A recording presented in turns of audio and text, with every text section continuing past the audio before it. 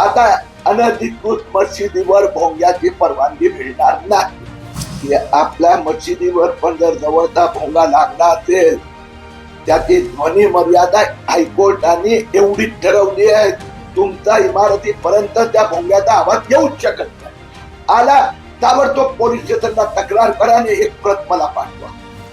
तर बाहेरच्या लोकांना ऐकवण्यासाठी या भोंग्याचा उपयोगासाठी परवानगी दिली तर किरीट तुम्ही तुमच्या पोलीस स्टेशनच्या समोर ठिय्या आंदोलन करणार.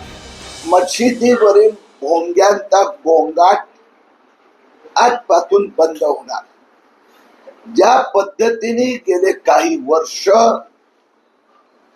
धर्माच्या नावाने एका बाजूला लेन जिहाद, दुसऱ्या बाजूला अनधिकृत भोंग्यांच्या माध्यमाने दहशत फैलावणे, तिसऱ्या बाजूला मशिदीच्या नावाने लेन जिहाद, याच्या संदर्भात मुख्यमंत्री देवेंद्र फडणवीस सरकारने आता नीती नियमावली घोषित केली आहे. मी देवेंद्र फडणवीसचा या निर्णयाचा स्वागत करीत आहे. गेली अनेक वर्ष मुंबई महाराष्ट्राची जनता या जे काही माफिया लोकांचा अत्याचाराला सामोरे जात होते. महाराष्ट्र पोलीसचे अपर पोलीस महासंचालक डॉक्टर निखिल गुप्ता यांनी मशिदीवर लागणारे भोंगे किंवा अन्य क्षणांसाठी ज्या पद्धतीने बेकायदेशीरित्या लाऊडस्पीकरचा वापर होत होता त्याच्यावर प्रतिबंध लादला आहे. त्यांनी जे नियमावली घोषित केली आहे, गेले 4 महिने मी माझे सहकारी हा विषय सातत्याने गल्लोगल्लीमध्ये जात होतो. मी गेल्या 4 महिन्यात 37 मस्जिद आणि सुमारे त्यावर लागलेले 450 भोंगे मशिदीच्या आसपासच्या भिंतीवर, बिल्डिंगवर, इमारतीवर आणि 33 अनधिकृत मस्जिद येथे भेटी दिल्या. मग मुंबई असो, MMIDF परिसर असो, आणि या प्रत्येक भेटीची माहिती तिथला स्थानिक पोलीस स्टेशन आणि मुख्यमंत्री देवेंद्र फडणवीस यांना दिली. आश्चर्याची बाब अशी आहे की घाटकोपर परिसरात पोलीस इन्स्पेक्टर म्हणतात आम्ही एकाही मशिदीला परवानगी दिली नाही. आणि त्यावेळी किरीट सोमय्यांनी या सगळ्या भोंग्यांचे त्यांना फोटो पुरावे दिले.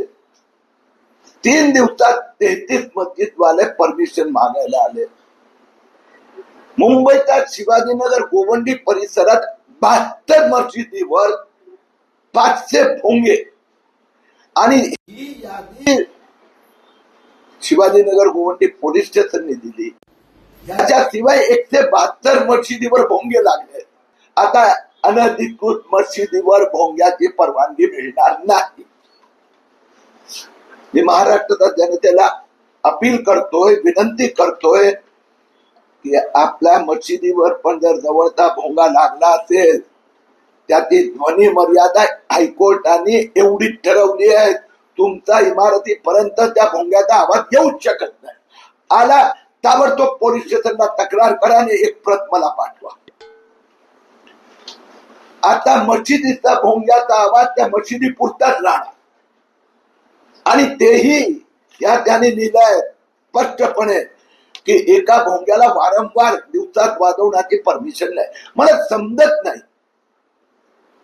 मशिदीचा आत निश्चित आमची काय हरकत नाही, पण मशिदीचा वर बाहेरच्या दुसऱ्या लोकांसाठी कशाला?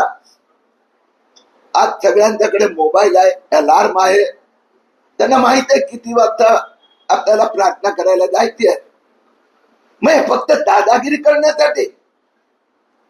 आणि म्हणून उच्च न्यायालयाने स्पष्ट शब्दात सांगितलंय की ध्वनी प्रदूषण कायदा आहे, त्याचं पालन करावं लागणार, आणि त्या कायद्याच्या अंतर्गत त्याचा आवाज बाहेर जाऊच शकत नाही.